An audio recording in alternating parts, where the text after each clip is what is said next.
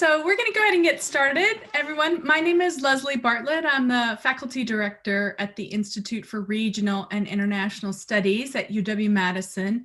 And IRIS is a consortium of 8 area studies institutions that are dedicated to area studies across the globe. We've been very pleased to partner with a range of partners on this series that is looking at teaching international studies through film. And one of our partners is Gutman Community College. And many faculty from Gutman are joining us, many faculty from MATC, from other community colleges across Wisconsin, from Borough of Manhattan Community College, another one of our sponsors, from MIIE, which has been a partner on these events. So we're really glad to see all of you, wherever you happen to be right now. I want to introduce our moderator for tonight, Dr. Lori Ungama. She's an associate professor of interdisciplinary studies at Gutman Community College in New York City. Prior to joining Gutman, Professor Ungama was in the inaugural cohort of New York City Teaching Fellows, and she taught middle and high school English for 11 years in Title I schools in the city. After completing her doctorate at Teachers College, Columbia University, she became a founding faculty member at Gutman in 2011. And there she teaches courses like ethnography of education, ethnography of work, and cities in film, literature, and theory. Her research and teaching interests include all aspects of teaching and learning, particularly culturally relevant and sustaining pedagogy for highly diverse student populations. Professor Ungama is also currently associate editor of Anthropology and Education Quarterly. We're delighted to have Dr. Ungama here with us today as the moderator, and now I'm going to turn it over to her. Thank you. Thank you, Leslie. I am pleased to be here and really excited to have our college partner with so many of you at this time. And I get the privilege of introducing our speaker for today, who is Dr. Jeremy Stoddard. He is a professor in the Department of Curriculum and Instruction at the University of Wisconsin-Madison. His research examines the role of media in teaching and learning history and democratic citizenship, with a particular focus on engagement with difficult or marginalized histories and contemporary controversial issues. He will begin his presentation, and then we will have a Q&A afterwards, which I will be moderating. So please, at that time, you can type your questions, hold all your questions during the presentation, and afterwards you can type them into the chat, and I will moderate them between you and him. So enjoy. Thank you, Dr. Stoddard. Go ahead and take it away. Great, thank you. And I'm excited to be here with you all today from my dining room, as we all are. I'm just gonna give you one heads up. I have 2 dogs who like to have choir practice in the afternoon. So if you hear some hounds singing behind me, it's just for your entertainment value completely. They like to do that. My background is I was actually originally a middle school teacher, and then I worked for actually one of the CISAs in Wisconsin as an ed tech professional development specialist, so working K-12 across a whole bunch of buildings, even going into K-16 a little bit with dual enrollment, and then getting my doctorate here actually at UW-Madison, and then spending 13 years at William & Mary in Virginia, where I was in the School of Education, and also I taught in the Department of Film and Media Studies there as well. So my main research area for a long time has been basically how young people, and that ranges from sort of middle school up through university level folks, undergrads, how do they engage with media and learn about particular aspects of history, as well as sort of how to be a citizen or how to engage in contemporary public issues. So I'm going to focus today though on sort of a range of things I've learned pedagogically in terms of my own teaching with film, but also the teachers I've studied across a number of studies. And I'm going to use 3 case studies today from a study I did a few years ago of historians teaching undergraduate classes. And in particular, what I was interested in was comparing historians with some of the teachers I'd study in terms of epistemologically how they viewed film, both as part of their pedagogy, but also sort of as part of history, as a historical text, for example, also how they use them in their own classes and teaching, and how in particular they engage students in them as part of those classes. So I'm going to use 3 case studies from some historians that we studied that are all examples of different sort of regions of the world. One focuses on Japan, one focuses on India and Kashmir, and one focuses on more European, sort of broadly speaking, European history. All right, so I'm going to share my screen. I'm not a big PowerPoint person, but I think it'll help. For one thing, you don't have to stare at me and my little screen the whole time. And I'll just give you some context. And the PowerPoint itself will be available, so don't feel that you need to jot anything down. All right. So I'm framing this broadly as history, but really when we're talking about film, we're also talking about culture, we're talking about politics, and we're talking about issues of memory generally when history sort of is translated onto the screen. And one thing that would be interesting for me, if we have a moment here, is just to give me a sense of particular areas of the world you all teach about, and that might give me a chance to think about other examples I can give, and we can do this later too. But if anyone wants to share sort of any specific courses that you include films in or things in the chat, that'll help me sort of think through as I try to give you some examples, because I've studied a broad range of folks in terms of using film in their classes, but like I said, I'm gonna use sort of 3 case studies today. So when I think about this notion of history with film, I'm framing it within sort of 3 aspects. One is how historians and how teachers view film epistemologically. So for example, do they view it as objective, as a representation, as a cultural artifact that tells us something about the time and place of production? How do they view it as a historical text, or what would it tell us about history? But I also am very aware of, I think, 2 of the most powerful ways of using film in class that, at least in high school classes, you rarely see it. I think you see it a lot more at the level you all teach at and undergraduate level, which is using film as a way to understand the social, cultural, and political context of the time and place when the film is produced, essentially, more so than anything that's actually portrayed in a film. And that's because we view film as being a reflection of the stories of the time, the people who made it, and generally speaking of whatever happens to be going on at the time. So you're viewing a historical event, but through the lens of the time and place of production. So that's a lot of where I'm going to talk about today comes from, and very much so to some degree the 3 cases, although I think there's one that I would love to hear some of your thoughts on in terms of the discussion. But generally speaking, epistemology, we're looking at nature of knowledge. And when we're looking at film, how do people view it? How do students view it?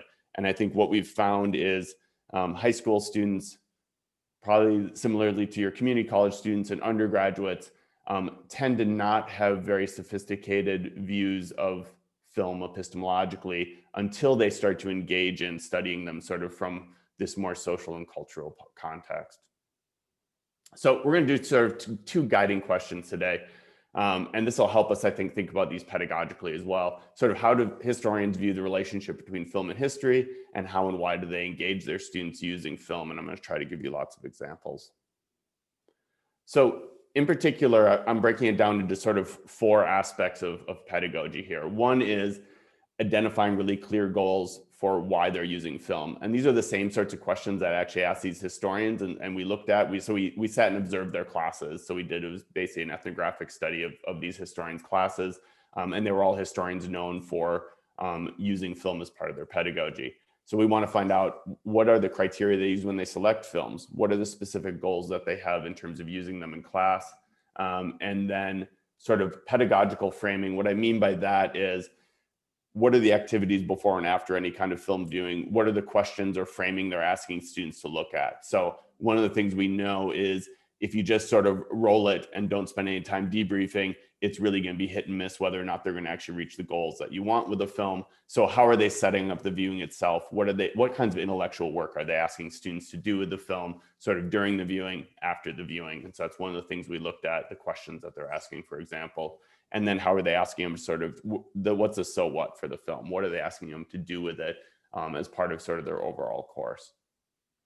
And these studies were really rooted in a history of sort of film within history or media within history, largely that took off in the 1980s with some of John O'Connor's work. And really historians have been slow to come to view media and film often as part of sort of their discipline. And this is John O'Connor again wrote, "It appears likely that even well-educated Americans are learning most of their history from film or television." And basically he's making the case that whether you like it or not, when people get interested in a historical topic, they're now going to the web, they're going to Netflix, they're going to whatever it might be. They're not necessarily going to the even digitized historical archives or a book necessarily as a starting point. And so we need to recognize and sort of help people understand the nature of history as represented in film and what it can tell us and what it can't. And so John O'Connor's work, I think, was really seminal within the discipline of history to start to bring in some of that legitimacy. He developed a framework early on that identified 4 ways of using film as part of historical inquiry. And that's basically using film as a representation of some historical event, using the moving images as evidence for social and cultural history. And that's the one I think we'll look a lot at today, is sort of even a more modern version of that. Actuality footage as evidence. So what do you can imagine after this summer, the archives will be burgeoning of cell phone videos of different protests from around the country and around the world. Those now become part of the historical archive.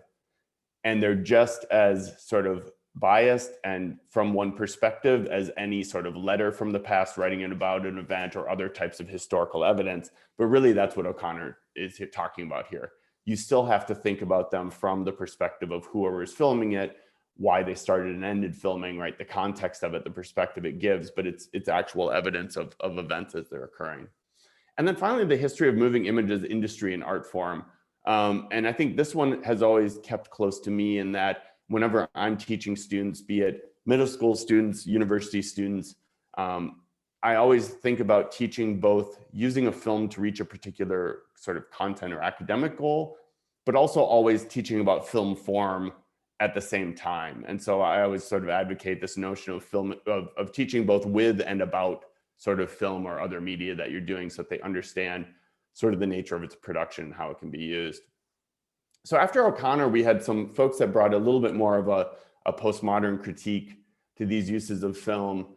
And Robert Rosenstone is one that's well known. And he actually views films as many ways as sort of postmodern historical texts even that can ask us to really question the nature of history and how we sort of understand it, in particular in marginalized ways.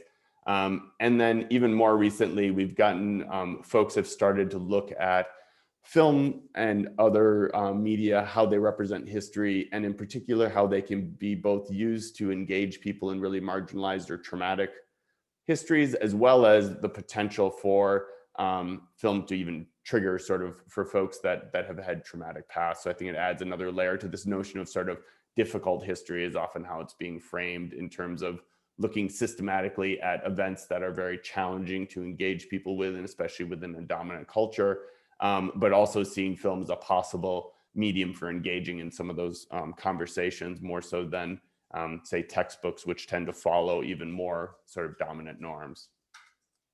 So we're gonna have, we're gonna sort of look at cases with 3 folks. I just gave you a little bit of basic info here. I'm really creative with my participant pseudonyms, as you can see. But all 3 of these folks are historians. I will say the first 2, Dr. J and Dr. Y here, both had, Dr. J was actually very much a film historian. Dr. Y actually came out of sort of a regional studies center. And so she was very interdisciplinary in her work. She identified as a historian, but very much was brought in a lot of cultural studies, for example, into her work in South Asia. And then Dr. B was like the last person that was, he was not a background in film at all, although was interested in it. But he did teach very much sort of Cold War Soviet studies and that, and he did find it valuable in his class. And I think his example, I think, is a good one to think about in terms of what he's trying to do and what he sort of thinks he's doing. And we can wrestle with that a little bit because I thought it was an interesting case.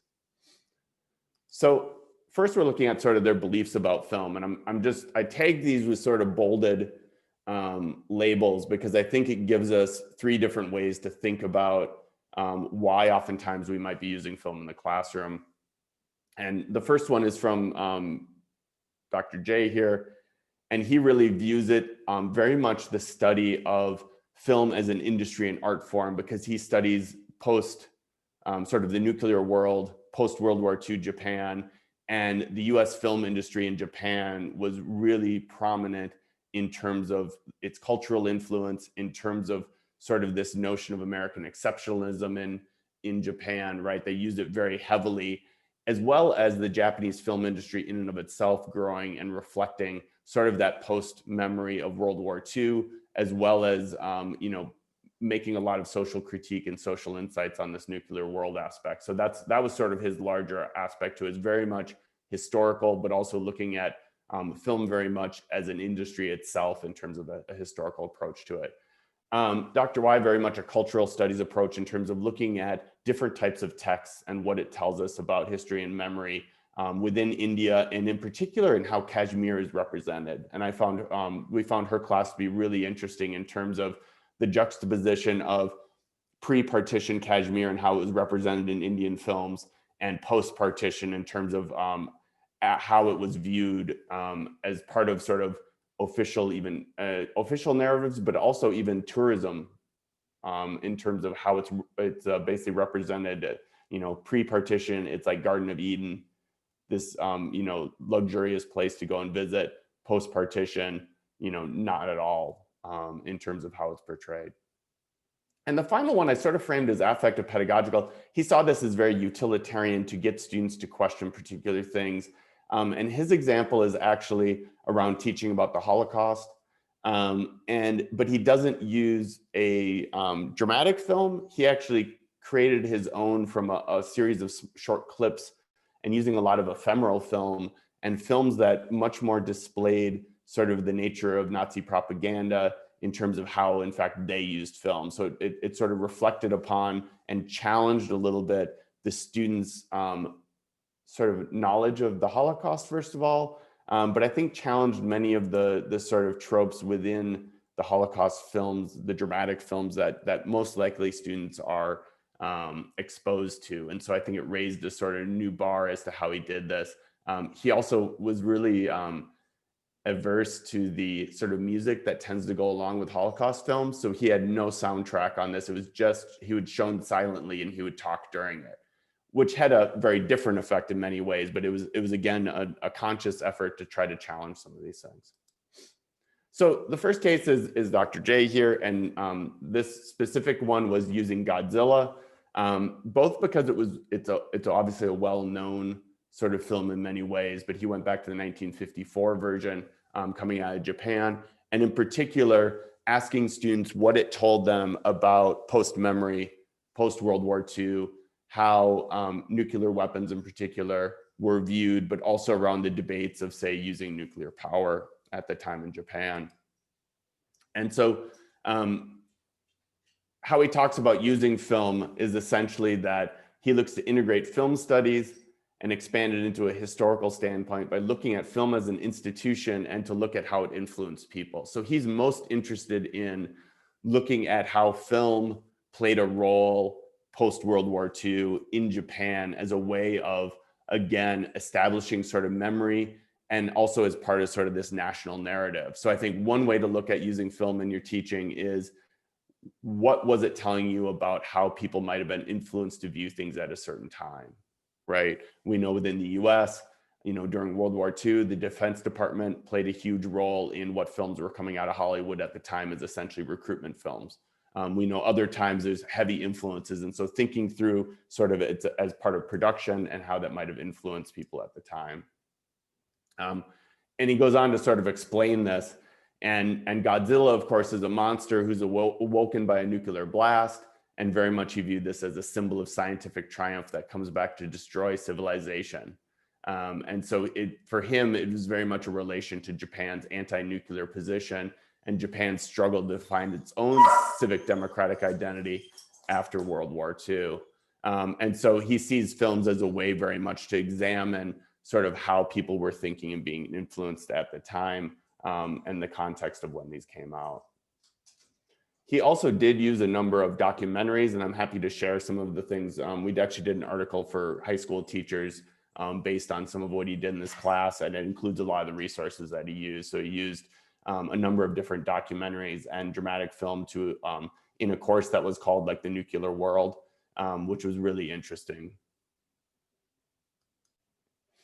The second one then here is looking at essentially representations of nationalism in Kashmir, as well as then some of her other courses. She got into looking at issues of gender in particular in India and Kashmir. And so one of the examples that's used is a documentary called Inshallah Football. And this looks at very much sort of a team that's playing soccer within Kashmir, but really it's looking a lot at the role of the army and many of the restrictions and sort of brutality that Kashmir is often kept under. And so she explains her use of using films like this is to help students engage in the past through different and sometimes to them more relevant means via film, to provide some of the different types of narrative and memory used to capture the past.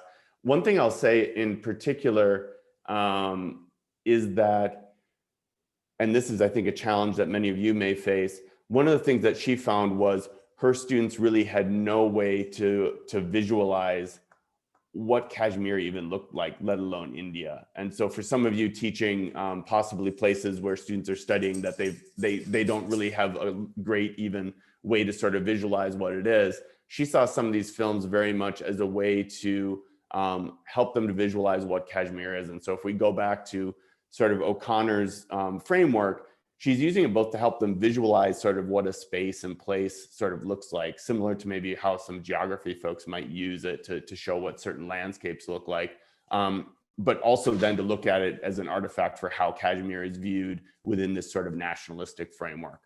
So she would use documentaries like Inshallah Football, as well as films that juxtapose sort of, as I was mentioning before, this difference between the 1960s view and how Kashmir is portrayed within Indian film, and then in the 1990s after partition and after some of the unrest that again it was portrayed again.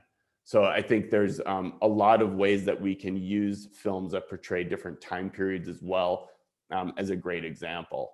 And so one key sort of aspect is to ask students for sort of their reactions, even if in short clips, to see sort of how a particular place or space or event is portrayed across time periods. One of the other things that we know is like with representations of race or representations of gender, you could take 5 films all about the same event, but across decades, and you're going to see widely varied sort of representation. So again, it tells you something about maybe the event being represented, but it really tells you a lot more about sort of the norms of the day or political or social or cultural beliefs.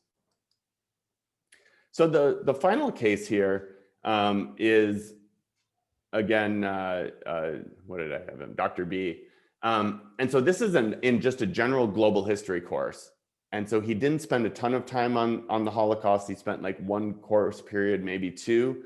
But what he did was he actually edited together a series of clips that sought to sort of show the trajectory of dehumanization, ghettoization, bringing into the camps, and then the plan of extermination, but through these little short ephemeral films, or films actually that reflected on the role of sort of Nazi propaganda during these times. And if any of you have seen something like the film Unfinished, which was a documentary released a few years ago, they try to really show much more explicitly how staged most of the Nazi sort of propaganda and filmmaking was at the time. And so I think he also wanted to very much reflect that. But here he's talking about bringing this progression. So he's using these film clips to show progression. I think it was about 30 minutes long total, maybe not even quite that long. Raise issues of morality. And he would basically lecture while this film was going. So while he didn't like the affective notion of the music that often plays with these Holocaust films, the silence that he had with him lecturing over it, I think is a different sort of form of authority. Sort of he lent this clip or lent this history, which I thought was also really fascinating. But he was trying to avoid a little bit the just going through sort of memorializing the Holocaust and trying to look at it a little from a little bit different perspective. And so this just gives you a few of the clips that would be shown in there. And so there's a few things I want to sort of break out in over just a few minutes here, and then I look forward to the discussion afterwards. What we see in particular, I think, and I'm focusing mainly on modern history here, and that's because I think a lot of the films, again, about that portray sort of history pre-film, I don't know that they're as useful always. I think there's some things you can still do in terms of portraying, you know, how events might have looked, for example, if they've really tried to make something accurately depicted. But I think the biggest challenge is, or the biggest sort of benefit of using film is really getting at the time and place of production and what's going on. So obviously there were no films before, you know, the early 1900s essentially, or maybe some earlier versions if you can find them digitized perhaps. That you're really going to use. And so in my own class, I teach a course that gets at race, class, gender issues in school films. And we start with a D.W. Griffith film called The Teacher and the Waif. That's from, I think, 1912 or something like that. And so we sort of start there. It's a short, it's got music behind it. It's obviously before sort of talkies even. But it is sort of useful, again, in engaging with what are the tropes of the time in terms of how people are portrayed. So I would just say, I think a great space is this modern history era, anything, especially past 1900, that'll give you a sense of, again, what's going on at the time and place of production. We found these to be used very much in interdisciplinary sorts of ways. Again, that it's not maybe pure history as it would be seen, but very much drawing from sort of cultural studies, media studies. One thing that I saw across all these folks is they had a very clear rationale for why they were using not just film, but the specific films that they're using. And then the last part, I think the difficult history piece that I saw using, we obviously see the sort of affective notion of teaching about the Holocaust through these films because they're going to trigger particular memories. But I think the cases of Japan post-World War II and wrestling with their own sort of imperial history, as well as the trauma that nuclear weapons had caused in their own sort of psyche, but also then the difficult aspect of Dr. Y with this Kashmir class that I thought was really thoughtful of her was basically saying, you know, and this was in Virginia, she was at a university in Virginia, and she's saying, you know, for the most part, she's got kids coming from different parts of Virginia or the East Coast, like they had not been to India, they had no way to sort of imagine what it looked like or portray it. And so I think it was very interesting that for her, the big challenge was trying to get, and this was a freshman seminar or first year seminar, trying to get these first year undergraduate students to even think about what this might look like and what the culture that they're studying. So I think these are all powerful ways I think we can think about using film in this sense. So again, so if you look at these four things, I'm just gonna go through these quickly because you'll get the slides anyway. Goals that I've seen work well, giving them a visualization of a sense of place, right, as historical evidence of something. There's been long studies of, say, the Vietnam War and its trajectory and how it's portrayed across film during different times that tells you sort of different national views on how that conflict might have looked. Same with many other conflicts like that. As an insight into political culture, obviously I'm pushing that one pretty heavy, but then I think also thinking about teaching with film, but also teaching about film as an industry and its influence. And I think depending on the time period you're looking at and the region you're looking at, this can be a really important aspect, and it could go to other media too, but we're looking at film today. So one thing these are a few things I've just picked up from teachers along the way in my own practice. Selection of film, you know, not based on the topic, but based on the specific perspective that the film brings you, right? Is it accessible for your audience and context that you're looking in? I'm a big proponent of using, sorry, Gracie, of using clips over using full films, especially depending on your goal. So if you want the whole narrative of a film, then you're going to want that. But otherwise, it's can be really effective just to use a clip. in terms of pedagogical, I think this is a place where it makes a huge difference. Setting up classes with a particular goal that you explicitly say, why I'm showing this film, here's what I want you to look for, is going to be a lot more effective, because as we know, there's a lot going on when we watch a film. It's actually, and while the storylines can be sometimes somewhat simplistic, there's a lot of visual data that people are bringing in. So the more you can give students explicit sort of tasks while they're viewing or pointers to focus them, then your discussion on the back end is going to be much more rich, much more focused on whatever goal you wanted. And I've seen this everything from a high school teacher who would teach with this was actually back in the day, it was like an ABC after school special, if you remember those. And it was called The Wave. It's from the book of the same title. And they would actually give some, this is about a sort of class in California where the teacher simulated sort of the Holocaust essentially, or Nazi youth. And they would give half the students the job of looking at particular characters in the film and what they were doing, the other half a group of characters in there, and have them actually take notes based on the actions they were taking in the film. And then at the end, that helped them to develop sort of a conceptual framework for how, essentially how fascism happens, right? For how people can get pulled into particular movements based on what they did or didn't do. And they used the film essentially as a little bit of a case study for how that can happen. But it only worked well because they gave them really specific things to look for and broke that work up across the class. So I think that was really important.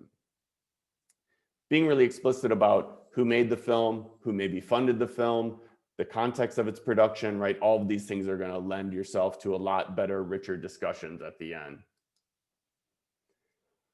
And then after the film, I think one of the big gambles, and all of you have faced this, we have time pressures in classrooms. We have only so much time to work with.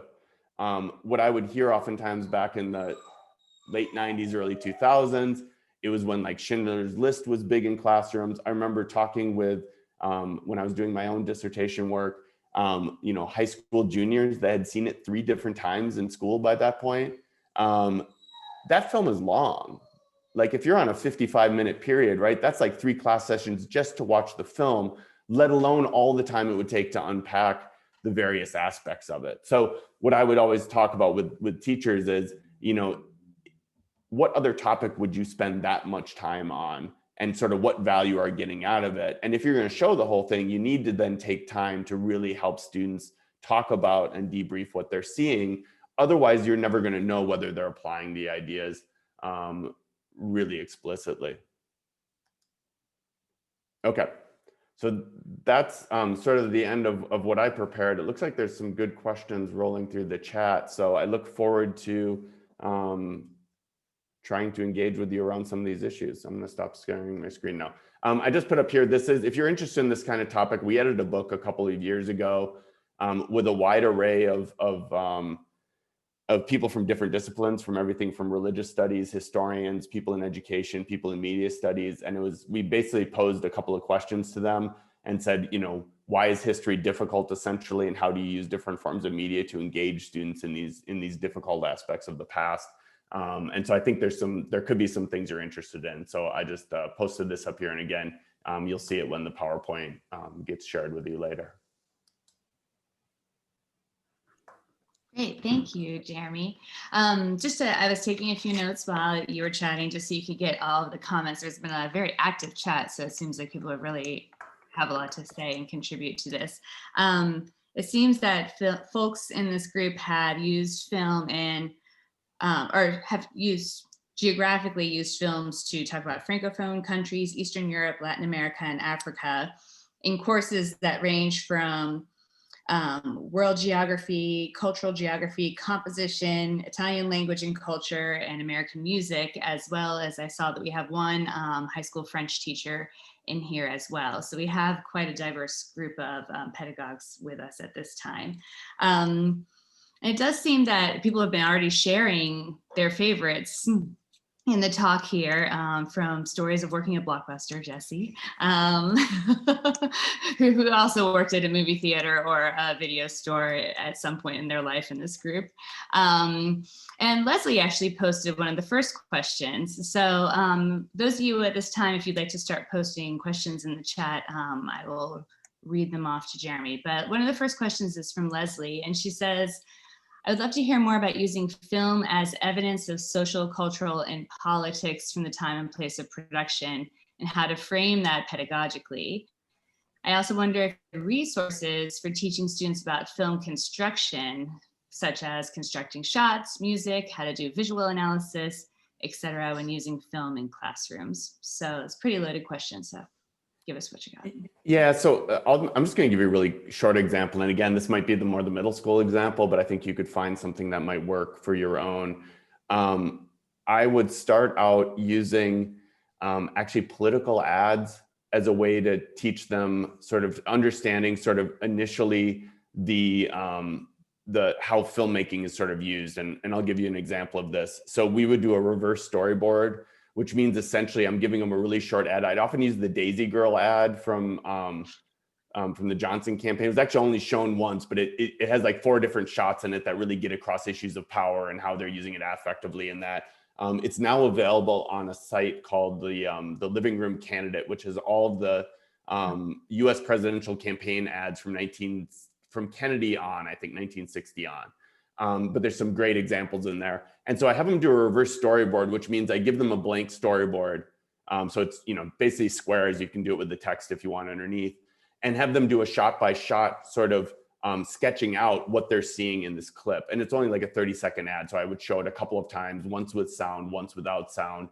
But what that does is it starts to get them to pay attention to the framing of the shot, the angle of the shot, what's in each sort of clip. And in this scene, if you haven't seen her in this ad, it's a girl standing in a field and she's plucking a daisy, and math isn't her strong suit because she keeps like saying 7 and then 4 and then 12 and that, but the camera zooms in on her all the way point to a close-up of her eye, which from a film studies perspective is designed to make you feel very uncomfortable, right? The closer you get to someone's face, the more uncomfortable you're going to feel. And so that's the first shot. The second shot then is of her eye, and you see a nuclear bomb go off. And then you hear Johnson in the back growing like, we must all learn to love each other or we're going to die, something to that effect, as you see this sort of cloud going. So it gives you, though, it's only like 3 shots, but you can talk about angle, you can talk about how this zoom in has an effect, and you can talk about how it reflects particular things, the use of audio and all of these things. But the reverse storyboard gets them to look more closely at a really short sort of clip like that. And you could do it with any example that you would want to, but I found that to be really effective to even get them to start thinking about how those different angles are using. And then we can talk about things, when you have a camera looking down on someone, the power issues that are sort of there, or looking up at them. And those sorts of even basics, I think, help, because what they start to know is they're usually having some kind of an affective reaction to the film, but they don't always know why, right? And so it's just giving them some tools and some vocabulary to talk about why they're sort of reacting the way they are to the film. However, that's really culturally and sort of generationally specific. And so, films will have certain references in it that certain groups will get or not, depending on how much you know about that culture or not. So that's one example of sort of how I start to introduce some sort of film terminology and film techniques that are there. In terms of the social cultural production piece, I think a lot of it goes with looking at using a film to try to understand what's going on. So for example, I would use even a film like, I'll give you 2 examples. And these aren't international examples, I'm sorry, but they're ones that I know well. I use an episode of The Twilight Zone called The Monsters on Maple Street. And I don't know if you ever know this one. It's actually on the same DVD that the Captain Kirk version of the zombies or the gremlins on the plane one it's a like classic episode of Twilight Zone.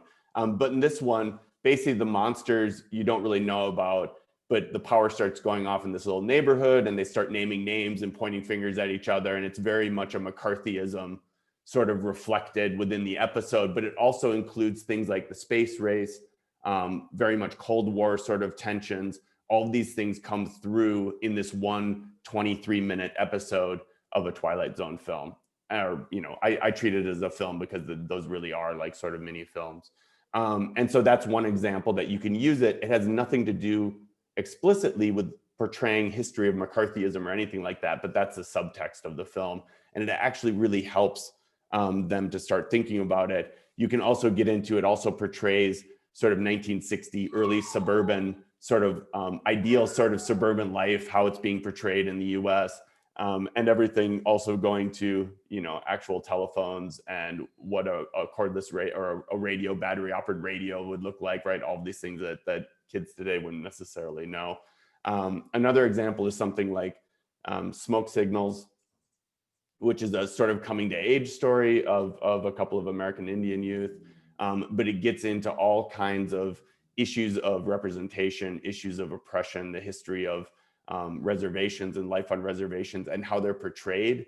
And they do it in a little bit of a, I wouldn't even say dark comedy, it's got some comedic elements to it, but it raises all sorts of questions that then you can discuss about both contemporary sort of American Indian life and culture, as well as some of the historical issues. So I think one of the things to think about is if you're trying to teach a particular time period, look at what would be the social critique type of film of that era or television program, if it's that nature. That may actually tell you a lot more about what's going on in particular time periods than anything that like attempts to represent or portray that time period. Does that get at the question a little bit? At least that's a starting point. Yes, thank you. And I think you reminded me of something. I used to do storyboarding and I stopped for some reason. I don't know why. And I had forgotten about the Monsters on Maple Street. That's a great one. I have also found that using commercials from certain times is also a great way to think about the time and place, because some old commercials are very slow, which shows us how our attention has shifted. I saw a question in here, and let me scroll back up.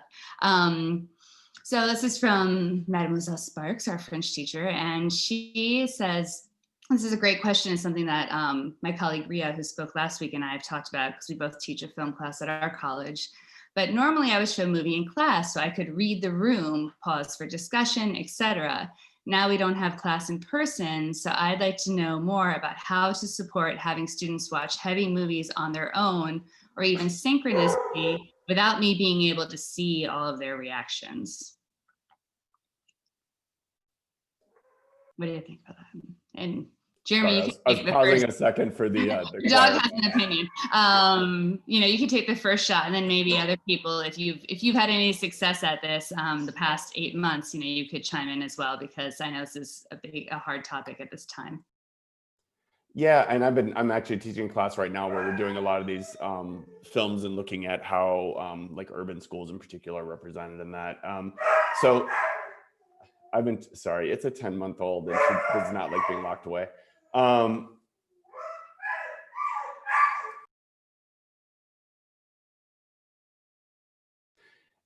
So what we've had to do here is because I couldn't do the similar types of things that you all are talking about, I'm doing it in a couple different ways. One is my library folks have been nice enough to be able to digitize films or clips that we need that we can pose outside. I have my students leading a lot of the discussions, and so we'll prep in advance in terms of framing those discussions. I also tie them with a reading that gets usually at this social, cultural, political aspect. And so I'm trying to get them to, so for example, again, this is, we're going to be watching a film called Sekolah Rimba, which is out of Indonesia. And it's about a project there to help bring more education out into some of the indigenous tribes, and in particular to help them combat some of the exploitation by like natural resources companies and things on their land. And in Indonesia, they created a whole sort of teaching package to go around it for people to use that in sort of community education, adult education, and schools around the issues of indigenous folks in Indonesia. And so I'm actually having my students both watch the film, read some background on the issues around these indigenous groups, but also look at the teaching packet that goes with it. Because what the teaching packet tells you is how is it intended to be read by the particular audiences they're aiming at. So I'm always asking my students, and you could use a sort of Stuart Hall sort of encoding and decoding sort of aspect to it, or Liz Ellsworth is another one who looks at sort of positionality and sort of framing of films, and always talks about sort of what a film wants you to think and sort of be as a result of watching it, right? So this notion of intended read and then how other people might view it is something that I often talk about early on in terms of engaging with students. But I want them to see like not only how we might look at it from an American context, this Indonesian film that's talking about issues that are also in North America, but also the really like what are the places that they're emphasizing, and what does it tell us about sort of nationalistic views or views of indigenous folks in Indonesia, but also sort of how do they want us to think about these issues that are being raised in the film. So I think it tells us a lot, not only about the film itself, but also about how they want us to think about it in the context of schools in Indonesia. So I think I'm always pairing different materials with the film. Usually I try to find reviews of the time if it's a historical film, so that you can see how it was received in the time and context it was made. I also often look at like with some of the older films, I'll have them also look at the production codes in the US or other countries. So these are the codes that guide sort of what can be shown or not shown, drug use, interracial marriage, or anything like that. And people are always amazed that these things exist. And then I'll talk to them about, you know, today, textbooks that are sold in schools have similar types of production codes in terms of percentage of pictures that have to show non-white people, percentage of pictures. They're really interesting if you get in and can find some examples of these and read them. Like family and consumer science textbooks can't show any fried food, right? They have certain things that that are rules about what can be shown or not shown. So I think that gets at some of the systematic issues that are going on in society that are then influencing film and being put across. So combining films, I think, with reviews, if you can find them, with sort of background or contextual materials that might help you connect the film to what's going on at the time, I found that to be really, really useful. I'm not sure if I answered the question very well, though.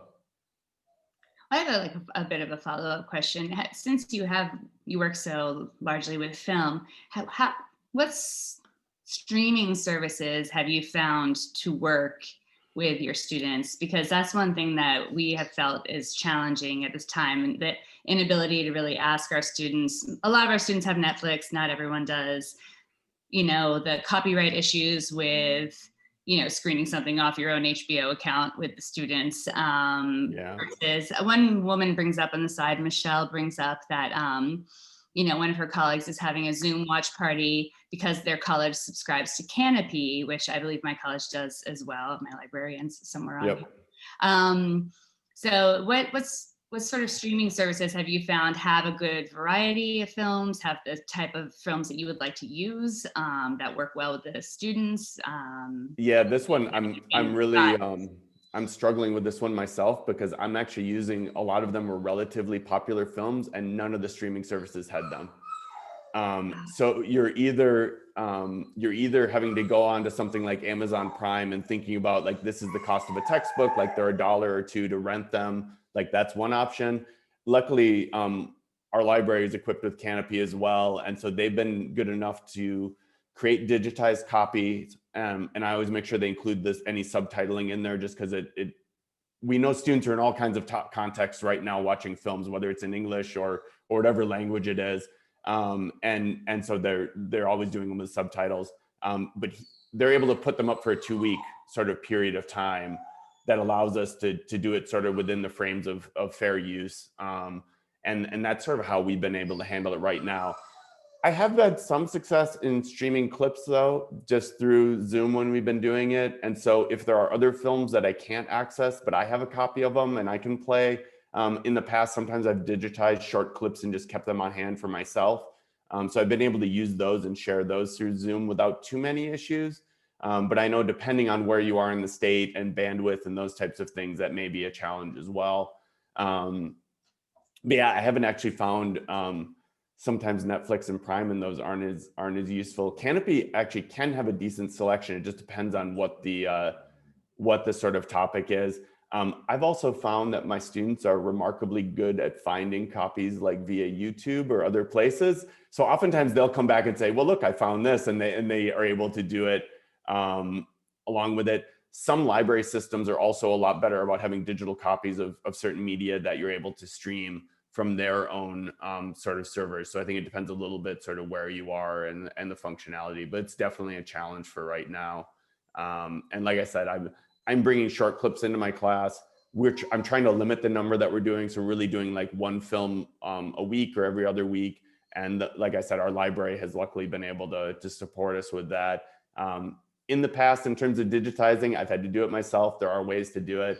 I don't, it used to be Handbrake. I haven't done it lately, but you can actually get some decent clips or be able to do some digitization. And fair use wise, as long as you're doing it in a limited way and it has a course goal, I think especially right now, there's probably some pretty broad allowance for that kind of thing.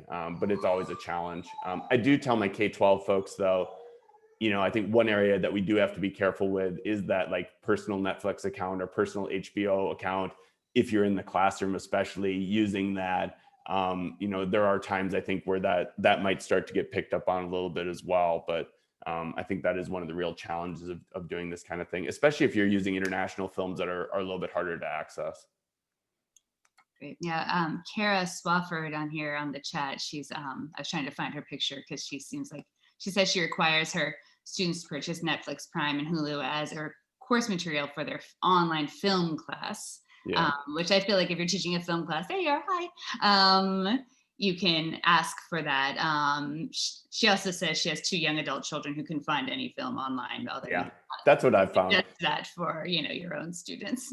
And I will say, like, I looked up all my films because I was trying to find them before this fall class I'm teaching. And when I added up even the like rental cost on Prime, it was less than what a cost of a book would have been. And I tend to try to save the money and not have them purchase books. So I'm very selective in terms of the readings I use in that. So I wouldn't have felt too bad if that was the route we went. Luckily, my library was able to have the capacity to do it. But I think if you think of them as compared to the cost of a text, I think that's one of the ways you can go. So I have a new question from a different Kara who is looking for films. And Jeremy, again, you can start answering this, but it seems like a lot of you here have a lot of film knowledge. Oh yeah, this is I'm looking for films that provide context for the shaping of individual identity for an intercultural communication class. Any recommendations? The shaping of individual identity. I think anybody could jump in here. Yeah, let me think about it, but I'm gonna somebody else. Are people able to unmute themselves, Essie, if they have, or you can type into the chat as well. I just changed it so folks should be able to unmute themselves. So what exactly, how do you define individual identity? So let me give a little more context for this. We do 2 assignments in our intercultural class that are asking students to sort of delve a little bit deeper into a culture. One of them is right now a movie assignment, but we don't really have great movies in them. And they're supposed to analyze things like verbal and nonverbal communication and how that shapes the interaction between people who are communicating with each other. Intercultural communication, of course. And then the other one, we call it a diversity paper, where they have to take on the perspective as if they were somebody from a different culture.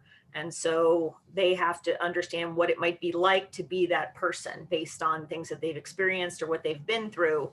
So sometimes a person's individual identity, who they are, how they've come to be who they are, is shaped by their cultural experiences.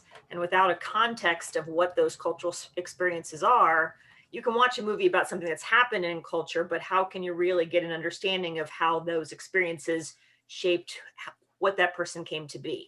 So in my course, Culture Through Film or whatever, I use Monsoon Wedding. It's not brand new, but it's very easily available. So you have arranged marriage. Ooh, ooh, ooh. But then I bring in articles, how it's still happening a lot, even in the US. And, even in the US, we have a version of arranged marriage. You go to college, you meet someone of your social, economic, religious, whatever group. Then we have students whose parents were in arranged marriages. And it becomes, you can see the whole argument shifting. Some never shift, but some say, wow, I never thought of it that way. And then you also have a culture where people are very strongly holding on to their traditions, but also trying to incorporate the new ones. And what can you incorporate easily? What can you not? So I know it's not a new movie, but again, everybody can find it, and it brings up a lot of good discussion. It's not art, you know, my favorite Yeah. movie is The Third Man. But Well, and an additional challenge is sometimes them understanding the stereotypes and what it would be like to be a person who is experiencing being stereotyped. And so that's another thing, maybe finding some small clips of somebody who's being treated in a way that shows the stereotypes that they experience every day. Because right now we ask them to go find articles and they just don't do it. They don't know where to look. So This is not a new film either. It's from 2001, but there is one called Almost a Woman, based on a book by Esmeralda Santiago, which chronicles, it's somewhat autobiographical, but it chronicles the story of a young girl who moves with her family from Puerto Rico to New York City, and how the girl is transformed over time. She starts off not fitting in with any of her classmates because she's too Puerto Rican and very conservative in her upbringing. But then she wants to become more like her classmates. And as she changes in that way, then she doesn't fit in with her family, who thinks that she ought to be more traditional and that she's forgetting her background. great, that sounds good. Thank you. I see a lot in the chat too. So thank you, everybody.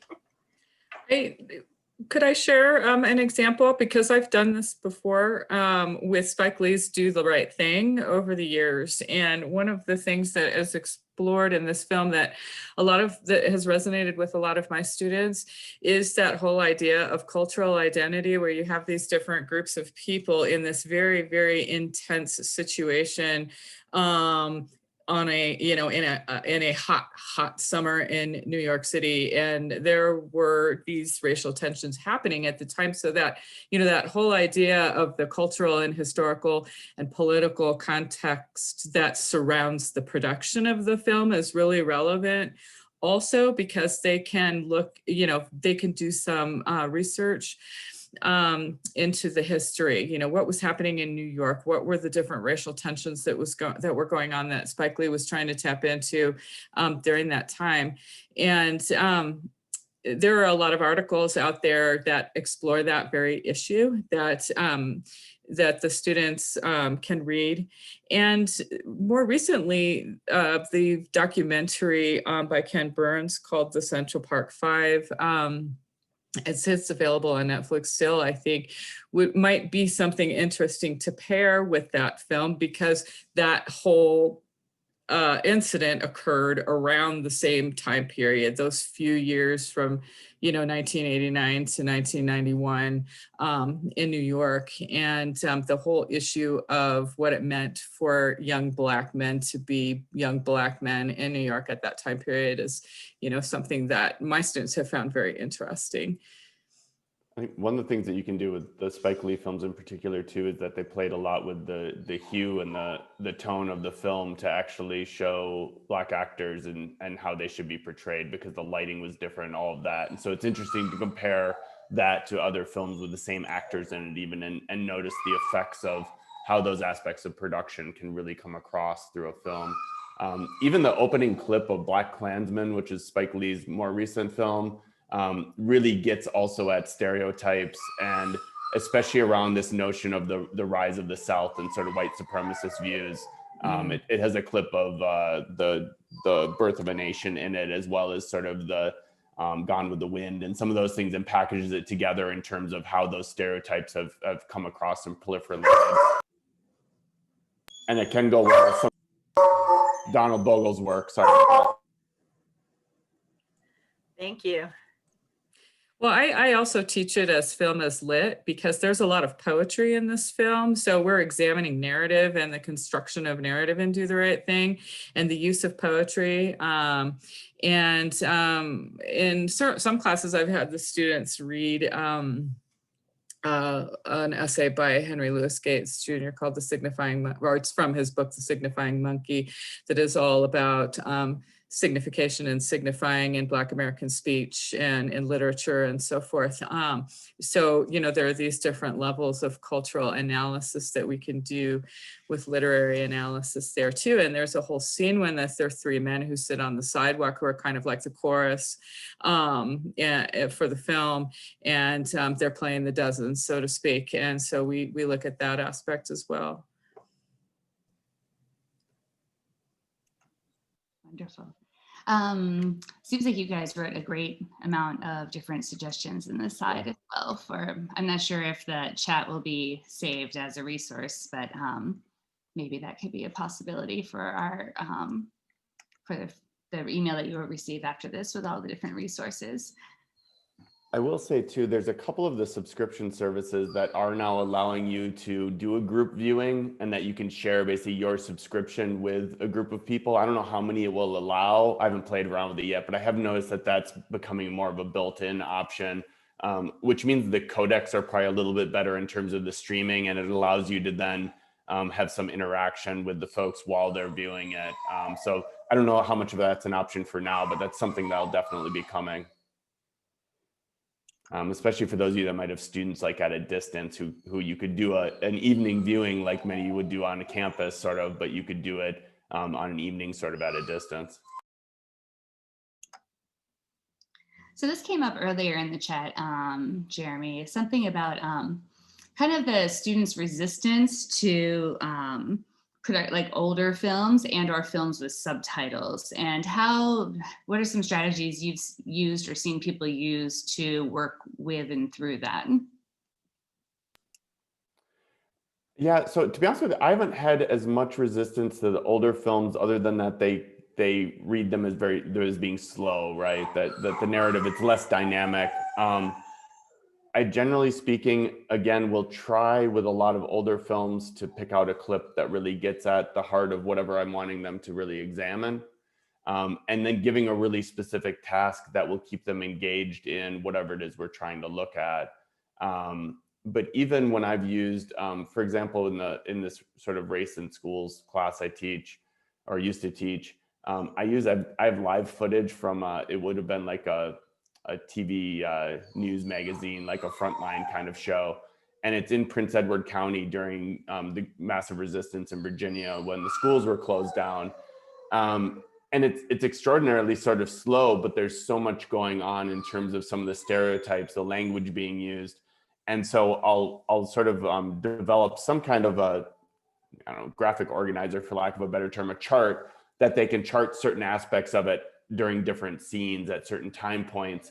And what we can use this for then, what I found is, one, it gets them thinking about different aspects of the film in powerful ways, but also we have that as a text when we want to do a discussion at the end. So I do a lot around sort of Socratic seminar style of discussions. And the problem with using a film like that is you usually have a text in front of you in common. And obviously that's really hard with the film. So I'll do two things with it. One is I'll have a chart that shows all the characters or whoever the people are in the film with their names on it. So it's easier to reference to who they are, because I found that causes confusion and sort of lags a discussion. But also then they'll have this chart with their reactions at certain points that are aligned with the big questions that I would ask during a discussion of the film. So it just helps to, I think, organize that discussion. It helps them to remember sections from the film a little bit better than what I would do. So even for an older film, I think that keeps them really sort of focused on it. I will say though, when I pick an older film, it's usually it's gonna be something like Twilight Zone. It's gonna be something that maybe is a bit, to them, looks really almost outrageous a little bit in terms of the representation. That tends to keep them engaged a little bit longer.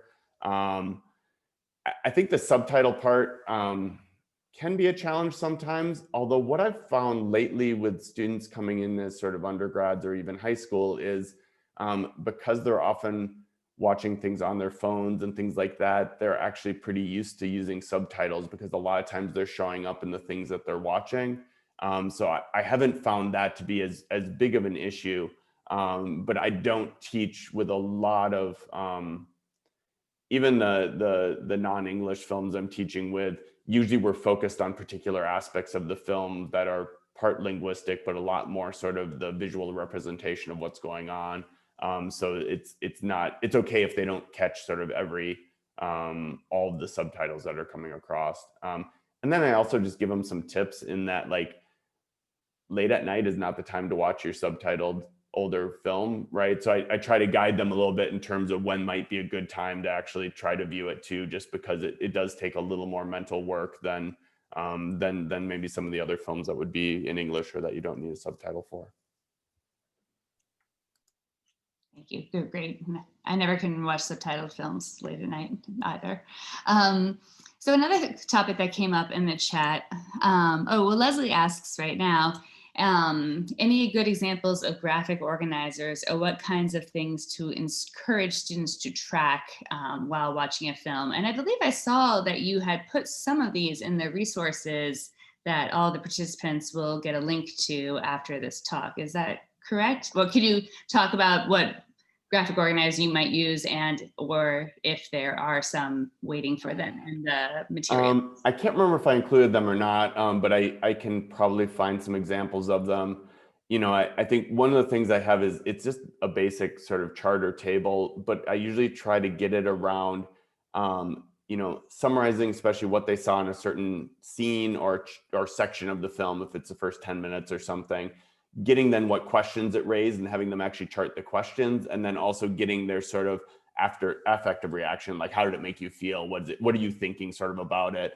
Because one of the things that you get then is they see across the film, you can sort of see that narrative arc in their comments. Because as they're watching it, you're having them chart it at certain time points, and then you can sort of, it helps them better, I think, to think about sort of those different narrative arcs in different genre of films, but also sort of their reaction in terms of what they were thinking across the different parts of the film. So that can be really useful, but it's really just a basic, sorry? Can I interrupt? Do you actually have students pause? Do you pause the film and then ask them to write, or do you ask them to just kind of continuously do this throughout, or do you do both?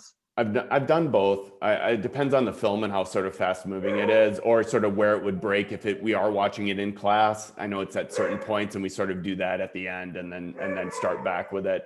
It's also a good way if you are breaking across class periods and you're showing it in class to sort of remind them of what they've seen up to that point. So I think those, and then the other thing that I found really worked well was this, just having one page with the images of the characters and the names on it. For quick reference, worked really well. The other things I've seen though teachers do, like the example I gave before with the wave, isn't giving them so much a graphic organizer, but having them even on their own notes create like a T-chart and tracking two different things as they're going, framed around the question. So they're really specific to the goal that they had for any given film in terms of what they want them to see. Trying to think if I've seen any other good examples. The other thing I will say, like when I do the reverse storyboarding, one of the things that works really well with is also when we talk about like graphic novels with it, because in many ways, graphic novels are a storyboard. And so I think for most folks, when I refer to that, they sort of get what I'm talking about, and then they can start to think about a film in those same sort of storyboard way. And again, I'll often show them, if I have some examples of the film's storyboards themselves, if I can find even a snapshot of it.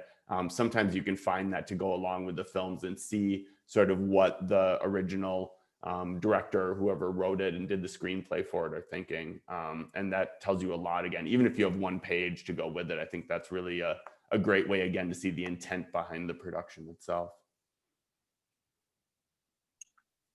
Well, you kind of slid nicely into another issue that came up very early in the chat while you were talking about the use of anime or animation as a genre within using films in classes to teach X, Y, or Z.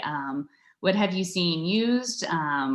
What have you seen work? And other people have made a lot of comments in the chat as well about what they've used and what's worked. So this can be more of an open share. You can start. Yeah, I'm going to give you an example from when I even taught middle school. And this was really a lesson to get across sort of our, to challenge sort of national myth and storytelling with reality a little bit in terms of history. And that was, I had this really cheesy cartoon of Christopher Columbus's voyage that I would use. And it was, you know, singing, dancing on the ship, and, you know, they're, you know, showing them feasting, all this. And then I had some historical text that went with it. One was a list of actual like the conditions on the ships and the goods that they would have had. And it got into things like they all actually ate out of one bowl. They had, no bathroom on the ship. I taught middle school, so these things all play well with middle school students.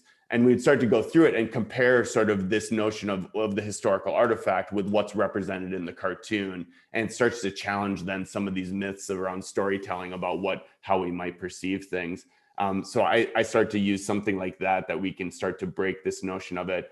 When I was in Virginia, I would also use an opening clip from Pocahontas, which was the Disney cartoon, because Jamestown Island was about 3 miles away from us.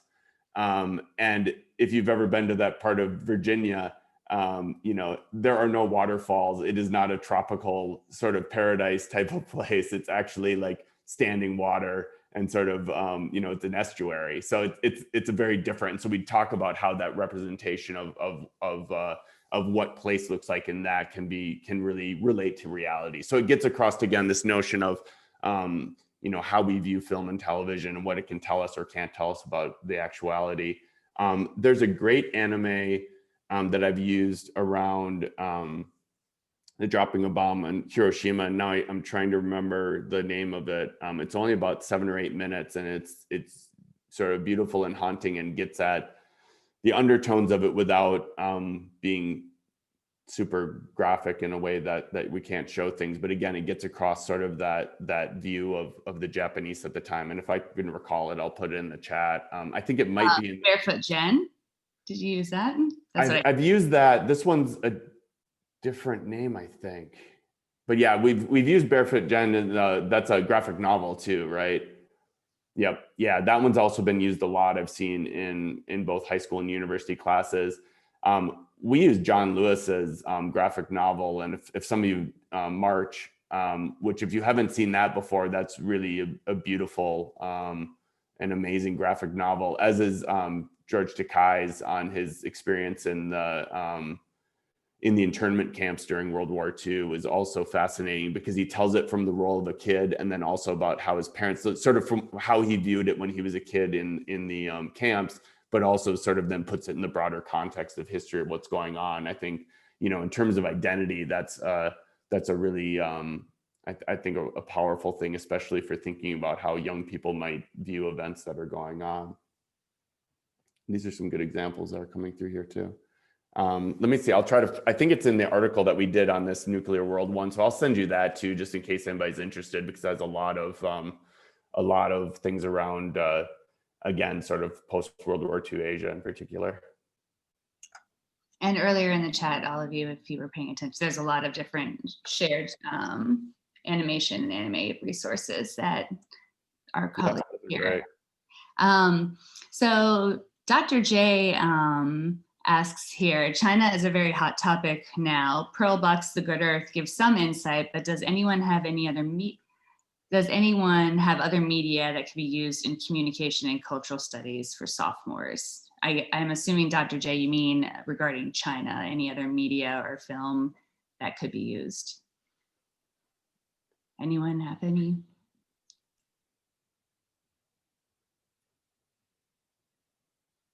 Oh yeah, Lizzie there's some good ones in there. Lizzie just dumped a whole list.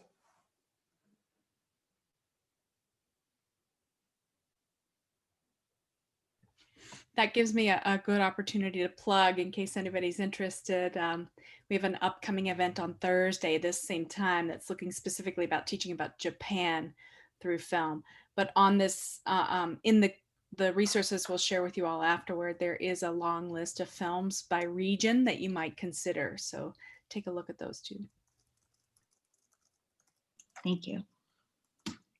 Oh, sorry, I have a cat that's hijacking my space. Kara here says that she's used the Disney animated Mulan to discuss American cultural myths. This also applies to the China, and now there's the live animation or the live film of it as well, which I've not seen yet. We discussed gender identity and race, along with cultural representation of nationalism, power, family, and other issues. Dr. J, did you get your question somewhat answered? Perhaps, I hope so. Wait, well, I've actually taught this as an American film. I'm sorry. I've actually taught this as an American film, not as a film that's about Asian culture at all. Because, you know, I mean, Disney, of course, the students are always familiar with the ways in which Disney princess stories have been kind of co-opted from earlier, you know, folk tales and stories and so forth. And so when I taught this the first time, it was in the early 2000s. And so the students who were freshmen and sophomores taking composition had a real difficult time understanding the whole idea of American cultural mythology. They didn't, and some of them would get angry actually because what was represented as mythology to them was reality. And so this film would enable us to look at, you know, how it came out when they were children in the 1990s, surrounded by debates about women in the military and, you know, more open cultural discussions, perhaps about gender identity and sexuality and, you know, other issues. And so we sort of would analyze the story that's loosely based on a legend and folktale from medieval China and, you know, what exactly Disney was doing with it during that time period. But we would also talk about cultural appropriation. And I think, you know, my daughter is very into film and film analysis now as a sophomore in college and becomes very angry about cultural appropriation in mainstream film. So neither of us have seen the new Mulan, but we have talked a lot about the cultural appropriation that occurs in the animated version too. So I think that's a good a venue for addressing those issues of how we see as a privileged hegemonic, you know, from that lens, how we see other cultures. Yeah, Disney's a sort of great starting point usually for any of those types of discussions, both because of their familiarity, but usually also because they're sort of over the top in terms of some of those issues. So it's a good starting point for critique. Does anyone else have another question that they would like to drop into the chat at this time?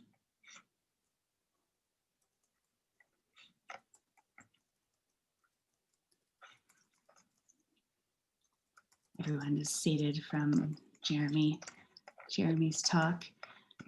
Trying to find the example too from the other Japanese anime that I'm trying to find the answer while I'm looking here.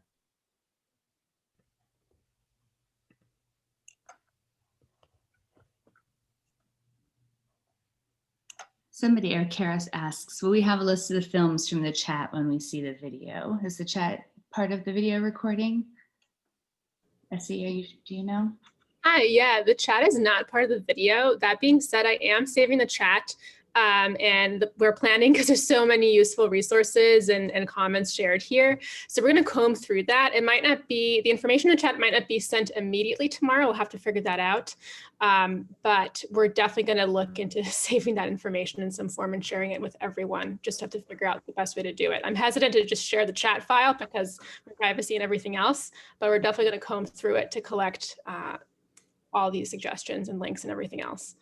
So I just put into we did a short article I did with this historian that I worked with around the nuclear issues and especially in Japan. So the link that I just put in there should take you to but the Pikadan is the short anime from 1978 that I've used in class. And it's again like 8 or 9 minutes and it's on YouTube so you can get to it.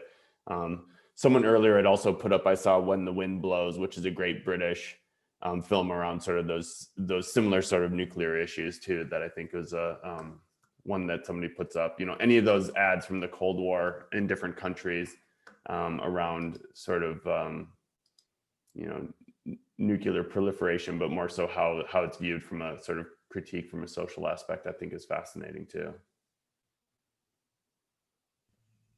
Thank you for putting that in there. I think, you know, we have about 9 minutes left. Is that correct? So is there any one last question or 2 last questions or anything anyone would like to share about things that they have seen work in their classes with their students, something that really resonated or was a surprisingly great moment you had or film that you used that we could all kind of take away from this as well?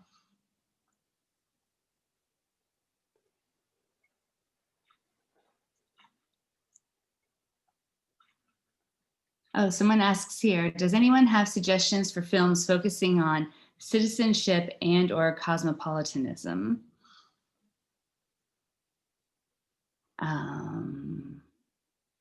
And Leslie adds she will include the list of films in a Google folder that will be sent after the event for Kara. I know you asked about that list, but anyone have suggestions for films focusing on citizenship and or cosmopolitanism? It doesn't really get citizenship. There's a film that I've used around, again, school placings called The Class, and I can't remember the French title, but it's in a suburban Paris school, and it gets at all sorts of issues around power and to some degree cosmopolitanism, but more so sort of assimilation and sort of how different migrant groups are viewed in France.